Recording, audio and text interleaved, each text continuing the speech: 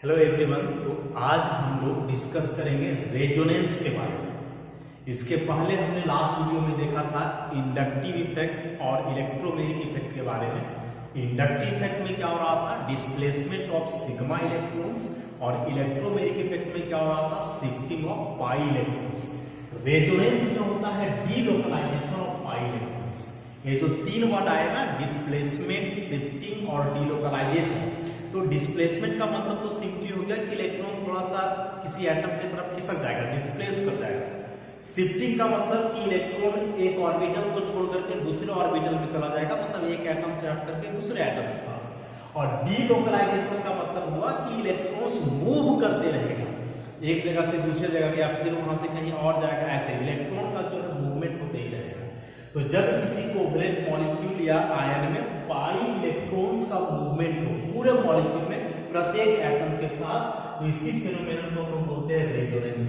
तो the delocalisation of pi electrons is called resonance. Resonance से related कुछ basic terms हैं, कुछ बेसिक पॉइंट्स हैं जिनको जो है हम बोल रहे हैं। आप लोग ध्यान से इसको सुनोगे या हो सके तो नोट भी करते जाओगे। सबसे पहला बात कि रेजोनेंस है क्या, तो the delocalisation of pi electrons is called resonance. Resonance arise कब होता है, तो इसके पहले जो है ना हमने केमिकल बॉन्डिंग चैप्टर में लेविस स्ट्रक्चर के बारे में पढ़ा है। तो जब किसी सिंगल कोवलेंट मॉलिक्यूल या आयन के लिए एक से ज्यादा लेविस स्ट्रक्चर बनाना पॉसिबल हो, जिसमें कि केवल इलेक्ट्रॉनों का पोजीशन में अंतर हो, एटम का पोजीशन में कोई अंतर नहीं हो, तब रेजोनेंस एराइज होता है। मतलब एक सिंगल मॉलिक्यूल या आयन है, लेकिन जब उसका लेविस स्ट्रक्चर बनाएंगे तो एक से ज्यादा लेविस स्ट्रक्चर बन जाएगा, और जो बहुत सारे लेविस स्ट्रक्चर्स बनेंगे उसमें से केवल इलेक्ट्रॉनों का पोजीशन में अंतर होगा, एटम्स के पोजीशन में कोई अंतर नहीं होगा। तो यदि ऐसा सिचुएशन आता हो तो उस केस में एराइज होता है रेजोनेंस। अभी जो बहुत सारे स्ट्रक्चर्स बन रहे हैं एक सिंगल मॉलिक्यूल या आयन के लिए, ये सभी स्ट्रक्चर्स को हम लोग बोलते हैं रेजोनेटिंग स्ट्रक्चर्स। बेटर इसको समझने के लिए जो है हम लोग एक एग्जांपल कंसीडर करते हैं। एग्जांपल में सपोज हम लोग कार्बोनेट आयन का एग्जांपल लें, ऐसा CO3 डबल माइनस। तो इसका मतलब हमने बताया है कि 3 ऑक्सीजन है और 2 माइनस है, इसका मतलब 2 ऑक्सीजन पर एकक माइनस, ऐसा। अब जब इसका हम लोग लेविस स्ट्रक्चर बनाना चाहें तो कार्बन सेंट्रल एटम हुआ, एक ऑक्सीजन बिना चार्ज का है, तो बिना चार्ज वाला ऑक्सीजन जो है बनाता है डबल बॉन्ड। ई दोनों जो है सो नेगेटिव चार्ज का ऑक्सीजन है, तो नेगेटिव चार्ज वाला ऑक्सीजन बनाएगा सिंगल बॉन्ड। ऐसा सारी चीजें जो है हम लोग केमिकल बॉन्डिंग में कंसीडर कर चुके हैं। इलेक्ट्रॉन की बात करें तो बिना चार्ज वाले ऑक्सीजन पर 2 लोन पेयर आता है, और जिस पर चार्ज है उस पर 3 लोन पेयर। कार्बन का वैलेंस सेल में 4 इलेक्ट्रॉन, ऑक्सीजन का वैलेंस सेल में 6 इलेक्ट्रॉन। इलेक्ट्रॉन काउंट कर लें, 1 2 3 4 5 6, वैलेंसी के बराबर है। यहाँ 1 2 3 4 5 6 7, एक एक्स्ट्रा, इसलिए एक नेगेटिव चार्ज आ गया। इसी तरह से नीचे वाला ऑप्शन के पास भी एक एक्स्ट्रा इलेक्ट्रॉन है, तो यहाँ भी एक नेगेटिव आ गया। कार्बन की बात करें तो 1 2 3 4, तो 4 बॉन्ड मतलब 4 इलेक्ट्रॉन होगा इसका अपना, जो कि वैलेंस इलेक्ट्रॉन के बराबर है, इसलिए कार्बन पर भी कोई चार्ज नहीं है। ये हुआ स्ट्रक्चर नंबर 1। अब जो यहाँ डबल बॉन्ड है, तो डबल बॉन्ड कहने का मतलब हुआ कि इसमें से एक सिग्मा हुआ और दूसरा पाई, ऐसा।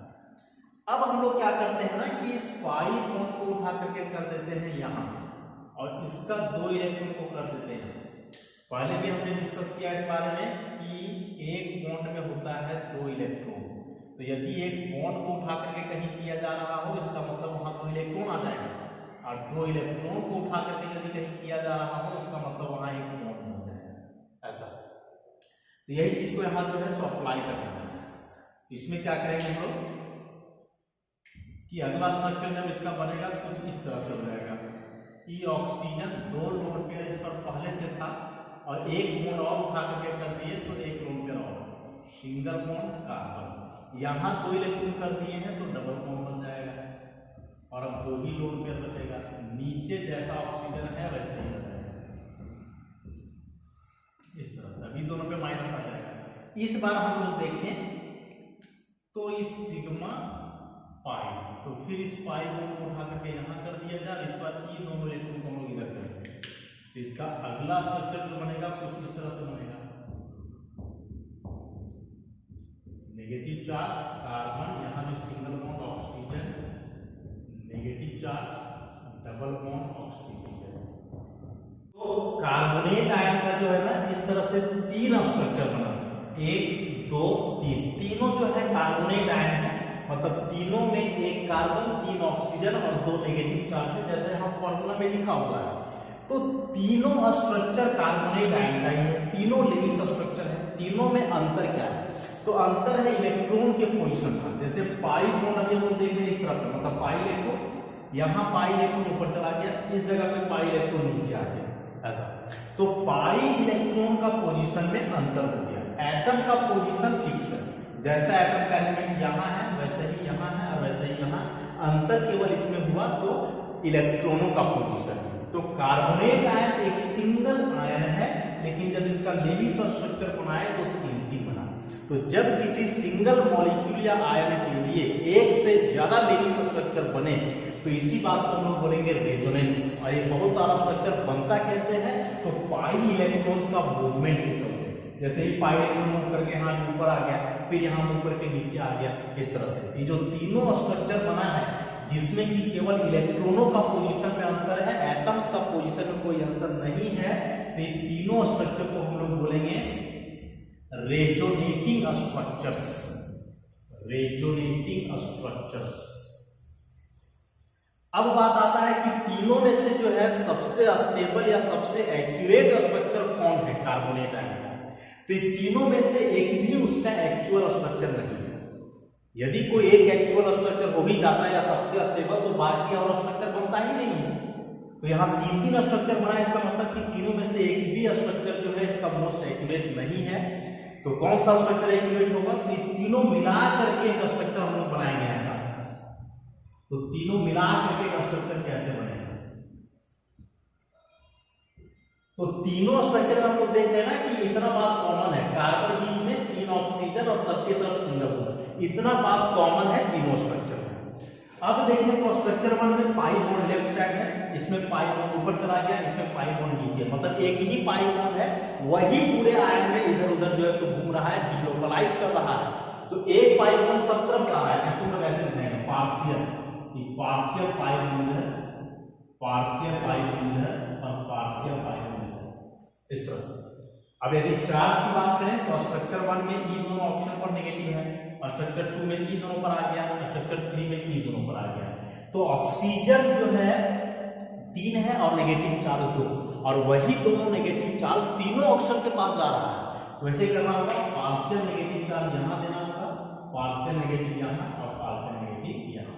तो तीनों स्ट्रक्चर को मिला करके जो हम यहाँ स्ट्रक्चर बनाए हैं, फाइनल स्ट्रक्चर, स्ट्रक्चर नंबर 4, इसको हम लोग बोलेंगे resonance hybrid. Resonance hybrid, hybrid का मतलब मिलावट, तो तीनों स्ट्रक्चर का मिलावट है। और यहाँ जो रेजोनेंस हाइब्रिड बना है, this is the most accurate and most stable structure of carbonate ion. तो एक आयन के लिए जो बहुत सारे रेजोनेटिंग स्ट्रक्चर्स बनते हैं, ये सभी रेजोनेटिंग स्ट्रक्चर्स में कोई भी उसका एक्यूरेट स्ट्रक्चर नहीं होता है, बल्कि सारे स्ट्रक्चर को मिला करके जो रेजोनेंस हाइब्रिड बनता है, वह हाइब्रिड जो है इसका मोस्ट स्टेबल स्ट्रक्चर होता है। हाइब्रिड जो है रेजोनेटिंग स्ट्रक्चर से मिलके ही बनते हैं। तो रेजोनेंस में हुआ डीलोकलाइजेशन ऑफ पाई इलेक्ट्रॉन्स, और इसमें बहुत सारे स्ट्रक्चर्स बने जिनको हम लोग रेजोनेटिंग स्ट्रक्चर्स कहें। अब जो है बात है कि आखिर ऐसा डीलोकलाइजेशन होने से क्या फायदा है, रेजोनेंस का सिग्निफिकेंस क्या है? तो रेजोनेंस में जो पाई इलेक्ट्रॉन्स डीलोकलाइज करता है ना, तो इलेक्ट्रॉन्स का डीलोकलाइजेशन से मॉलिक्यूल या आयन का एनर्जी डिक्रीज करता है, और एनर्जी डिक्रीज करने से उसका स्टेबिलिटी जो है बढ़ता है, इंक्रीज करता है। तो रेजोनेंस से एनर्जी डिक्रीज किया, और जितना एनर्जी डिक्रीज करता है उस एनर्जी को बोला जाता है रेजोनेंस एनर्जी। अब चूंकि एनर्जी डिक्रीज कर गया तो नीचे जो रहेगा उसमें उसका एनर्जी कम होगा, और एनर्जी कम होने का मतलब हुआ कि उसका स्टेबिलिटी क्या होगा, ज्यादा होगा। तो इस रेजोनेंस एनर्जी का जनरली हम लोग डेफिनेशन देते हैं। तो डेफिनेशन कैसे तो इस सब रेजोनेटिंग स्ट्रक्चर्स में एक सबसे ज्यादा स्टेबल स्ट्रक्चर होता है, उसका एनर्जी माइनस जो रेजोनेंस हाइब्रिड है इसका एनर्जी, दोनों का एनर्जी डिफरेंस निकालेंगे तो उसी को हम लोग बोलते हैं रेजोनेंस एनर्जी। कहने का मतलब हुआ कि जैसे मान लें कि नीचे से ऊपर एनर्जी इंक्रीज कर रहा है, यहाँ एक सिस्टम है और एक यहाँ, तो यहाँ मान लें कि रेजोनेंस हाइब्रिड है, रेजोनेंस हाइब्रिड, और यहाँ पे जो है मोस्ट स्टेबल रेजोनेटिंग स्ट्रक्चर। तो रेजोनेंस हाइब्रिड हमने क्या बोला कि रेजोनेंस हाइब्रिड सबसे ज्यादा स्टेबल है, तो जो स्टेबल होता है उसका एनर्जी कम रहता है और जो कम स्टेबल होता है उसका एनर्जी ज्यादा होता है। कि यहाँ से यहाँ तक कितना एनर्जी डिक्रीज किया या फिर एनर्जी डिफरेंस कितना है, इसी को बोला जाता है रेजोनेंस एनर्जी। तो रेजोनेंस एनर्जी बेसिकली बतलाता है कि रेजोनेंस मतलब पाई इलेक्ट्रॉन्स का डीलोकलाइजेशन के दरमियान कितना एनर्जी डिक्रीज किया, तो जितना एनर्जी डिक्रीज करेगा वही कराएगा रेजोनेंस एनर्जी। अब सपोज कि किसी का रेजोनेंस एनर्जी ज्यादा है, तो रेजोनेंस एनर्जी ज्यादा होने का मतलब हुआ कि उसका एनर्जी ज्यादा डिक्रीज किया है, तो बचा कम से कम एनर्जी, और एनर्जी जितना कम बचेगा उसका स्टेबिलिटी उतना ही अधिक होगा। तो रेजोनेंस जो है मॉलिक्यूल आयन के स्टेबिलिटी को एक्सप्लेन करता है कि किसी का जितना ज्यादा रेजोनेटिंग स्ट्रक्चर बनेगा, मतलब जितना अधिक पाई इलेक्ट्रॉन्स का डीलोकलाइजेशन होगा उतना ही अधिक उसका स्टेबिलिटी होगा, क्योंकि जितना ज्यादा डीलोकलाइजेशन होगा एनर्जी उसका उतना ही डिक्रीज करेगा, मतलब रेजोनेंस एनर्जी उसका उतना ही ज्यादा होगा, और जितना ज्यादा रेजोनेटिंग स्ट्रक्चर बने उतना ज्यादा रेजोनेंस एनर्जी और उतना ही ज्यादा उसका स्टेबिलिटी। तो ऐसे जो है रेजोनेंस स्टेबिलिटी को एक्सप्लेन करता है। तो कार्बोनेट आयन का हुआ, ऐसे ही हम लोग कुछ और आयन या मॉलिक्यूल का जो है रेजोनेटिंग स्ट्रक्चर बना सकते हैं। जैसे सपोज कार्बन डाइऑक्साइड का हम लोग बना, तो रेजोनेटिंग स्ट्रक्चर ड्रॉ करते समय एक बात हम लोग को और भी ध्यान में रखना पड़ता है, और वह क्या है कि जब रेजोनेटिंग स्ट्रक्चर बनाएंगे तो ओरिजिनल मॉलिक्यूल पर जैसा चार्ज है वैसा ही चार्ज पूरे रेजोनेटिंग स्ट्रक्चर में होना चाहिए। मतलब यहाँ कार्बन डाइऑक्साइड पर ओवरऑल कोई चार्ज नहीं है, तो जब इसका रेजोनेटिंग स्ट्रक्चर बनाएंगे तो उसमें भी ओवरऑल कोई चार्ज नहीं बचना चाहिए। जैसे अभी हमने कार्बोनेट आयन का बनाया था, तो कार्बोनेट आयन में 2 नेगेटिव चार्ज था, तो सारे स्ट्रक्चर में 2 नेगेटिव है, 2 नेगेटिव, 2 नेगेटिव, यहाँ भी 2 नेगेटिव। हाइब्रिड में नहीं देखा जाता है, केवल रेजोनेटिंग स्ट्रक्चर में हम लोग देखेंगे, कंसीडर करेंगे। तो अब कार्बन डाइऑक्साइड का लेंगे, तो कार्बन डाइऑक्साइड का बनाते समय सबसे पहले कार्बन डाइऑक्साइड का जो स्ट्रक्चर होता है लीनियर, ऑक्सीजन दोनों जुड़ा हुआ रहेगा डबल बॉन्ड से, ऐसा लीनियर इस तरह से कार्बन डाइऑक्साइड।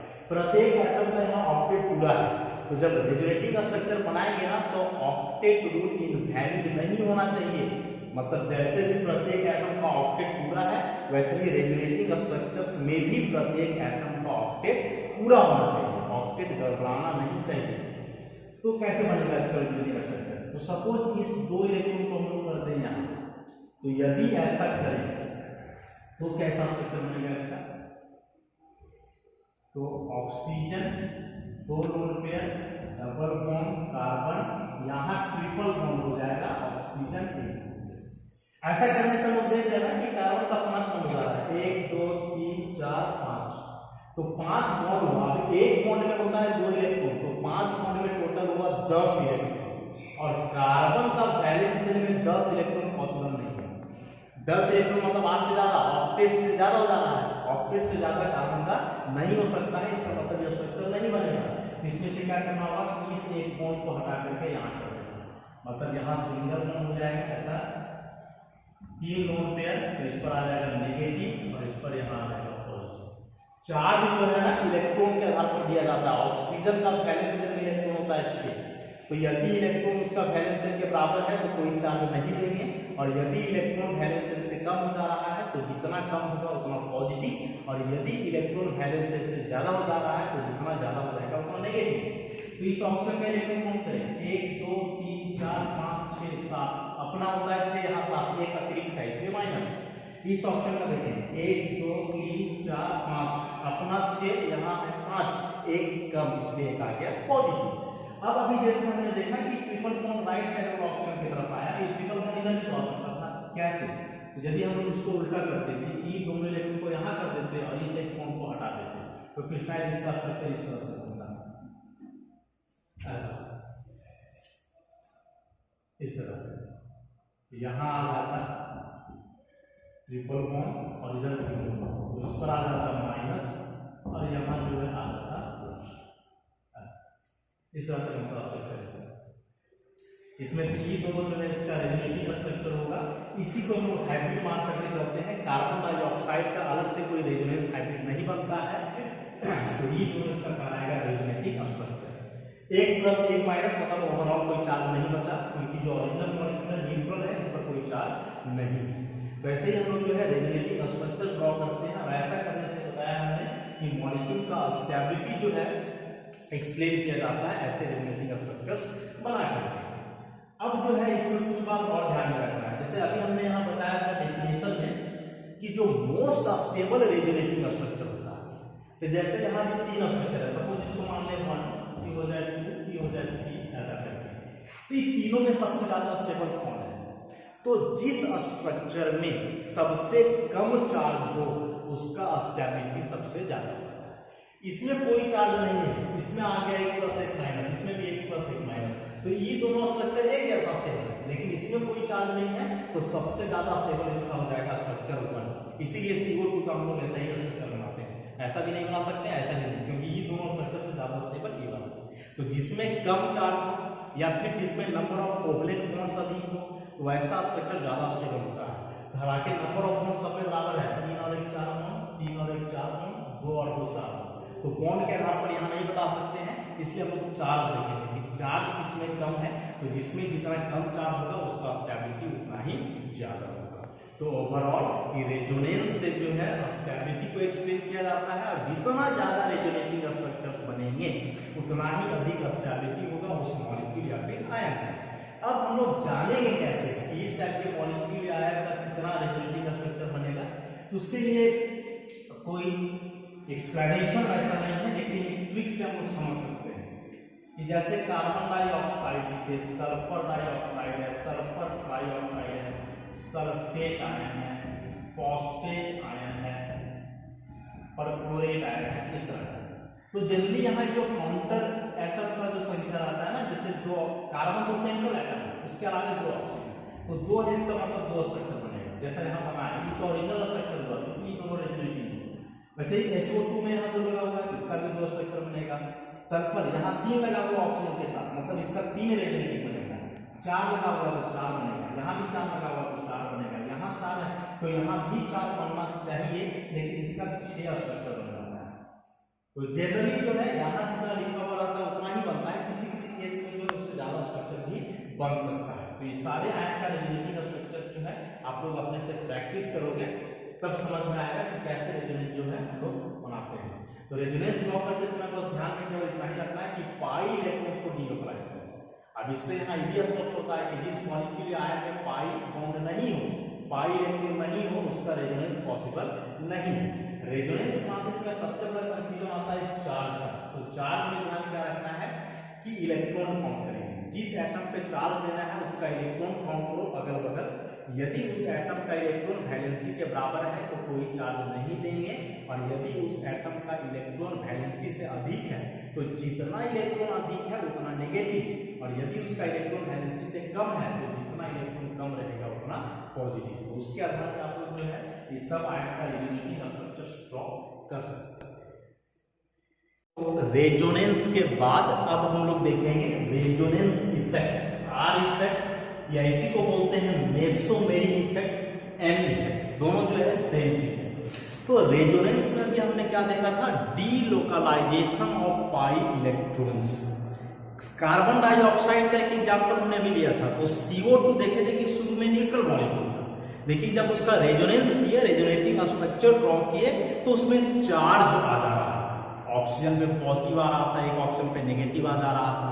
ये पॉजिटिव चार्ज बताता है ना कि वहां इलेक्ट्रॉन कम है, तो उसको बोला जाता है लो इलेक्ट्रॉन डेंसिटी सेंटर।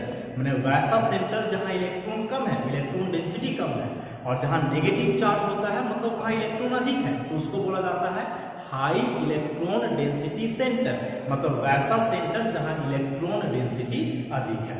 तो रेजोनेंस के चलते ये जो प्लस माइनस चार्ज डेवलप होता है, मतलब लो और हाई इलेक्ट्रॉन डेंसिटी सेंटर्स जो क्रिएट होते हैं, तो इसी बात को बोला जाता है रेजोनेंस इफेक्ट या मेसोमेरिक इफेक्ट। डेफिनेशन की बात करें तो the phenomenon of generation of centers of low and high electron density in a conjugated system as a result of resonance is called resonance effect। कि रेजोनेंस के चलते यदि किसी कंजुगेटेड सिस्टम मतलब उस टाइप का मॉलिक्यूल आयन जिसमें alternate single double bond हो, अल्टरनेट सिग्मा पाई बॉन्ड करके हो, तो उसको हम लोग बोलते हैं कंजुगेटेड सिस्टम। जैसे बेंजीन रिंग है, उसमें अल्टरनेट सिंगल डबल बॉन्ड होता है, तो उसको एक कंजुगेटेड सिस्टम बोल सकते हैं। तो यदि किसी कंजुगेटेड सिस्टम में पाई इलेक्ट्रॉन्स का डीलोकलाइजेशन के चलते, मतलब रेजोनेंस के चलते प्लस माइनस चार्ज डेवलप हो रहा हो, तो इसी बात को हम लोग बोलते हैं रेजोनेंस इफेक्ट या मेसोमेरिक इफेक्ट। दो टाइप का होगा, प्लस आर इफेक्ट और माइनस आर इफेक्ट। तो यदि कोई ग्रुप्स या कोई एटम अपना इलेक्ट्रॉन डबल बॉन्ड की ओर दे, तो बोलेंगे वैसे ग्रुप में प्लस आर इफेक्ट है या प्लस एम इफेक्ट है, और उस ग्रुप्स को हम लोग इलेक्ट्रॉन डोनेटिंग ग्रुप ही बोलेंगे। अब जाहिर सी बात है कि कोई ग्रुप अपना इलेक्ट्रॉन दे रहा है डबल बॉन्ड की तरफ, इसका मतलब कि उसके पास पहले से इलेक्ट्रॉन एक्स्ट्रा है, ज्यादा है। तो ज्यादा इलेक्ट्रॉन होने का मतलब कि या तो उस पर लोन पेयर ऑफ इलेक्ट्रॉन होगा या फिर उसके पास नेगेटिव चार्ज होगा। नेगेटिव चार्ज भी तभी रहेगा जब एक्सेस इलेक्ट्रॉन हो, मतलब लोन पेयर हो। जैसे हम कुछ ग्रुप हमने लिख करके रखा हुआ है, halogen, fluorine, chlorine, bromine, iodine, कुछ भी, सब पर 3-3 लोन पेयर होता है। ऑक्सीजन OH ग्रुप जो है 2 लोन पेयर, NH2 नाइट्रोजन पर 1 lone pair, alkoxy group oxygen पे 2 लोन पेयर, या फिर इधर देखिए नेगेटिव चार्ज है, लोन पेयर भी है। तो ये सारे ग्रुप्स के पास लोन पेयर है। लोन पेयर होता है अनयूज्ड इलेक्ट्रॉन, मतलब इस एटम को जितने इलेक्ट्रॉन का इस्तेमाल करना था बॉन्डिंग करने के लिए वो कर लिया है, उसके अलावा ये सब एक्स्ट्रा इलेक्ट्रॉन है। जिस इलेक्ट्रॉन की आवश्यकता है इस ग्रुप को नहीं है, तो यह एक्स्ट्रा इलेक्ट्रॉन किसी को दिया जा सकता है। इसलिए सारे ग्रुप को हम लोग बोलेंगे इलेक्ट्रॉन डोनेटिंग ग्रुप्स, और बोलेंगे कि ऐसे ग्रुप में कौन सा इफेक्ट है, प्लस आर इफेक्ट या फिर प्लस एम इफेक्ट। जैसे कि एग्जांपल कंसीडर करें हम लोग, एक स्ट्रक्चर यहां हमने लेकर के रखा है फिनॉल, ऐसा बेंजीन रिंग में OH ग्रुप लगा हुआ है, ऑक्सीजन में 2-2 लोन पेयर है। कि लोन पेयर देखते ही समझ जाना है कि यह इलेक्ट्रॉन डोनेटिंग ग्रुप है, ऐसा। तो इलेक्ट्रॉन डोनेटिंग ग्रुप मतलब ये अपना इलेक्ट्रॉन देगा डबल बॉन्ड की ओर, तो डबल बॉन्ड बेंजीन में है ना, तो बेंजीन की तरफ अपना इलेक्ट्रॉन देगा, ऐसा इस तरह से। यदि ऐसा हुआ तो कैसा स्ट्रक्चर बनेगा, तो इसका स्ट्रक्चर कुछ इस टाइप में बनेगा, ऐसे।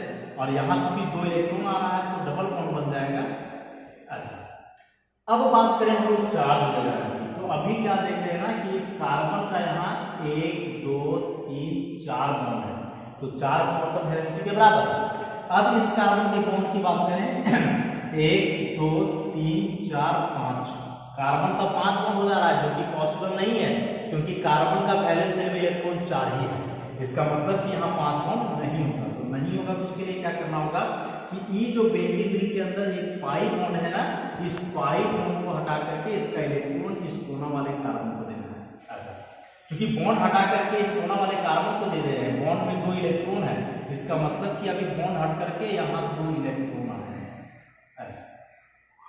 अब इस कार्बन का कार्बन हो गया 1 2 3 4, जैसा कि यहाँ पे चार्ज की बात करें तो ऑक्सीजन का इलेक्ट्रॉन की वैलेंसी के बराबर है 1 2 3 4 5 6, यहाँ 1 2 3 4 5, एक कम हो गया तो आ जाएगा पॉजिटिव चार्ज। वैसे यहाँ देखें तो इस कार्बन का जो है इलेक्ट्रॉन, तो बेंजीन रिंग में हमने क्या बताया है कि बेंजीन रिंग में प्रत्येक कार्बन के पास एक हाइड्रोजन होता है, तो इस कार्बन के पास एक हाइड्रोजन है, ऐसा।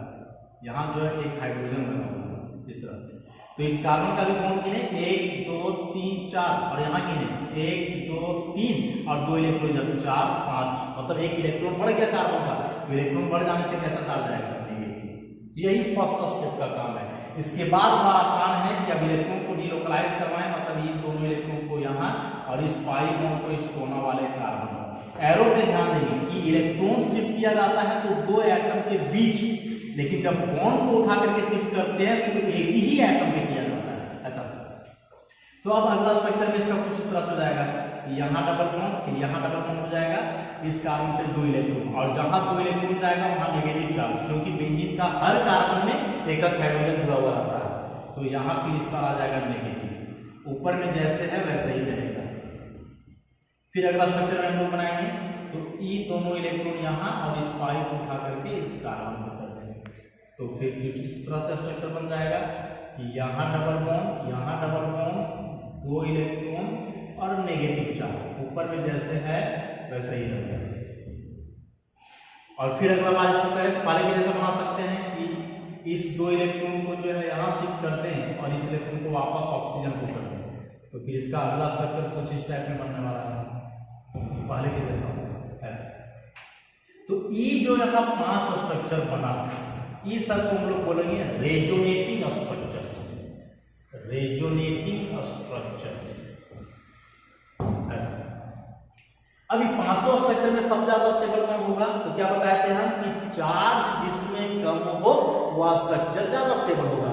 तो स्ट्रक्चर 1 और 5 को देखिए ना, तो किसी पर कोई चार्ज नहीं है, तो 1 और 5 जो है सबसे ज्यादा स्टेबल होगा, इक्वली स्टेबल होगा दोनों। उसके बाद 2, 3, 4 इस सब में चार्ज आ गया है, ये तीनों स्ट्रक्चर जो है ये दोनों की तुलना में कम स्टेबल होगा। एक बात और देखें तो ऑक्सीजन पे है पॉजिटिव, कार्बन पे है negative. Oxygen more electronegative atom है, मोर इलेक्ट्रोनेगेटिव एटम पे पॉजिटिव चार्ज आने का मतलब हो जाता है कि उसका स्टेबिलिटी और घट गया। मतलब ऐसे हम लोग इसको समझ सकते हैं एग्जांपल से कि कार्बन ऑक्सीजन, कार्बन, तो ऐसे इसको हम लोग समझ सकते हैं कार्बन ऑक्सीजन, कार्बन और ऑक्सीजन। कार्बन पे एक बार पॉजिटिव आ जाए, ऑक्सीजन पे नेगेटिव, और उल्टा एक बार कार्बन पे नेगेटिव, ऑक्सीजन पे पॉजिटिव। पूछा जाए कि दोनों का केस में जो है, इसको केस 1 मान लें, इसको केस 2, कि दोनों केस में कौन सा केस जो है ज्यादा फेवरेबल है, ज्यादा स्टेबल है। तो केस 1 में क्या देख रहे हैं कि मोर इलेक्ट्रोनेगेटिव एटम पर नेगेटिव है, लेस इलेक्ट्रोनेगेटिव एटम पर पॉजिटिव है। केस 2 में क्या देख रहे हैं कि मोर इलेक्ट्रोनेगेटिव पे पॉजिटिव आ गया, लेस इलेक्ट्रोनेगेटिव पे नेगेटिव आ गया। तो यदि मोर इलेक्ट्रोनेगेटिव एटम पर नेगेटिव चार्ज हो, लेस इलेक्ट्रोनेगेटिव एटम पे पॉजिटिव चार्ज हो, तो उस टाइप का कंडीशन ज्यादा फेवरेबल होता है और वह ज्यादा स्टेबिलिटी प्रोवाइड करता है। लेकिन यदि उल्टा हो कि ज्यादा इलेक्ट्रोनेगेटिव एटम पे पॉजिटिव चार्ज और कम इलेक्ट्रोनेगेटिव एटम पे नेगेटिव चार्ज, तो यह स्टेबिलिटी को और भी ज्यादा घटा देता है, डिक्रीज कर देता है। तो इस बात को जो है हम लोग ध्यान में रखेंगे। तो ये जो 5 रेजोनेटिंग स्ट्रक्चर्स हमने ड्रॉ किया है फिनॉल का, तो बताया था कि रेजोनेटिंग स्ट्रक्चर जो है ना एक्यूरेट स्ट्रक्चर नहीं होता है मॉलिक्यूल का, तो इस सब को मिला करके हम लोग इसका हाइब्रिड बनाएंगे। यहाँ जो 3 साइन दे करके रखा है हमने, इसको बोलते हैं इक्विवेलेंट टू। जैसे 2 रहता है हॉरिजॉन्टल लाइन तो इक्वल टू, 3 रहे तो इक्विवेलेंट टू, और इसका मतलब हमने पहले बताया है डबल हेडेड एरो का मतलब कि रेजोनेटिंग स्ट्रक्चर्स को सेपरेट करने के लिए ये दोनों तरफ एरो दिया हुआ है, इसका मतलब कि इसको इसमें बदल सकते हैं, इसको इसमें भी बदल सकते हैं। खैर अब हाइब्रिड की बात करें तो सबको मिला करके हाइब्रिड बन रहा है। कैसे बनेगा, तो स्ट्रक्चर 1 और 5 को देखें तो बेंजीन का कार्बन और ऑक्सीजन के बीच सिंगल बॉन्ड है, यहाँ भी सिंगल बॉन्ड है, और बाकी तीनों में देखें तो डबल बॉन्ड आ रहा है। तो बेंजीन का कार्बन और ऑक्सीजन के बीच कभी सिंगल कभी डबल, तो इसको ऐसे दिखा सकते हैं ऐसा पार्शियल डबल, इस तरह से। उसके बाद बेंजीन में तो इलेक्ट्रॉन घूम ही रहा है पाई, तो बेंजीन में जैसा डिलोपराइजेशन दिखा है इस तरह से। स्ट्रक्चर 1 और 5 को देखें तो ऑक्सीजन पर कोई चार्ज नहीं है, और बाकी तीनों में देखें तो ऑक्सीजन पे आ रहा है पॉजिटिव, तो ऑक्सीजन पे कभी चार्ज आ रहा है पॉजिटिव, कभी नहीं आ रहा है, इसका मतलब यहाँ पार्शियल पॉजिटिव है ऐसा। और बेंजीन की बात करें तो 1 और 5 में कोई चार्ज नहीं है, बाकी तीनों स्ट्रक्चर में देखा जाए तो बेंजीन पे आ गया है नेगेटिव चार्ज इस तरह से, तो बेंजीन पे यहाँ नेगेटिव नेगेटिव है ऐसा। या फिर नेगेटिव चार्ज सब जगह नहीं आ रहा है, 1, 2, तो 2 को ऑर्थो बोलते हैं, तो ऑर्थो पे आया, फिर यहाँ 1, 2, 3, 4 पारा पे आया, 1, 4 को पारा बोलते हैं, और फिर यहाँ 1, 2 मतलब ऑर्थो पारा ऑर्थो, यही तीनों जगह पे आ रहा है नेगेटिव चार्ज। तो हाइब्रिड में हम लोग ऐसे भी दिखा सकते हैं कि डे नेगेटिव यहाँ ऑर्थो पे, फिर डे नेगेटिव यहाँ पारा पे, और फिर डे नेगेटिव यहाँ ऑर्थो पे, ऐसे भी हम लोग हाइब्रिड दिखा सकते हैं। तो ये जो फिनॉल का बना रेजोनेंस हाइब्रिड, रेजोनेंस हाइब्रिड, यही जो है इसका मोस्ट स्टेबल स्ट्रक्चर है, इसका एनर्जी सबसे कम होगा। होगा इस सब के तुलना में, और इस सब को आपस में कंपेयर करेंगे तो बताया कि बिना चार्ज वाला का स्टेबिलिटी ज्यादा होगा, जिसमें चार्ज है उसका स्टेबिलिटी कम। तो ऐसे फिनॉल का जो है हमने रेजोनेटिंग स्ट्रक्चर्स बनाया। अब कुछ मॉलिक्यूल का अपने से जो है आप लोग प्रैक्टिस कर सकते हो रेजोनेंस ड्रॉ करने के लिए। तो कैसे इसको हम लोग बनाएंगे, जैसे फिनॉल का बना दिया, ऐसा ही हम लोग बना सकते हैं एनिलीन का, ऐसा बेंजीन रिंग में NH2 ग्रुप इस तरह से। ऐसे ही बना सकते हैं क्लोरोबेंजीन का, ऐसा क्लोरीन में 3 लोग किया। ऐसे ही बना सकते हैं एनिसोल का CH3। ऐसे ही बना सकते हैं फिनॉक्साइड आयन का, ऊपर में नेगेटिव। बस ध्यान यहाँ है कि जैसे यहाँ बिंदु में पाई बॉन्ड लेफ्ट साइड से है, तो जब ये इलेक्ट्रॉन को यहाँ शिफ्ट करेंगे तो इस पाई बॉन्ड को लेफ्ट साइड से घुमाएंगे। यहाँ पाई बॉन्ड राइट साइड है तो ये इलेक्ट्रॉन यहाँ शिफ्ट करेगा तो पाई बॉन्ड राइट साइड से घूमेगा। मतलब जिधर पाई बॉन्ड है उधर ही से उसका डिलोकलाइजेशन करवाना है, ऐसा ही रहेगा। बस शुरुआत में जो यहाँ ग्रुप है वो केवल चेंज करना है, बाकी जैसा स्ट्रक्चर यहाँ बना है सेम स्ट्रक्चर इस सब में भी बनेगा। तो इस सब का रेजोनेटिंग स्ट्रक्चर जो है आप लोग अपने से प्रैक्टिस करोगे। और हमने बताया कि स्ट्रक्चर ड्रॉ करते समय सबसे बड़ा कंफ्यूजन होता है चार्ज में। तो चार्ज अंदाज से नहीं देना है बल्कि इलेक्ट्रॉन काउंट करके देना है कि यदि उस एटम का इलेक्ट्रॉन वैलेंस शेल के बराबर है तो कोई चार्ज नहीं देंगे, यदि इलेक्ट्रॉन वैलेंस शेल से कम हो गया तो पॉजिटिव चार्ज, और यदि इलेक्ट्रॉन वैलेंस शेल से बढ़ गया तो नेगेटिव। अब इलेक्ट्रॉन कैसे काउंट करेंगे, काउंट करके हमने बताया कि जैसे हम इलेक्ट्रॉन गिरेंगे तो एक बॉन्ड में एक इलेक्ट्रॉन होता है, फिर यहाँ 1 2 यहाँ 3 4 5 ऐसा। तो अपना 6 होता था ऑक्सीजन का, यहाँ 5 एक कम इसलिए आ गया पॉजिटिव। ऐसा हुआ प्लस R इफेक्ट।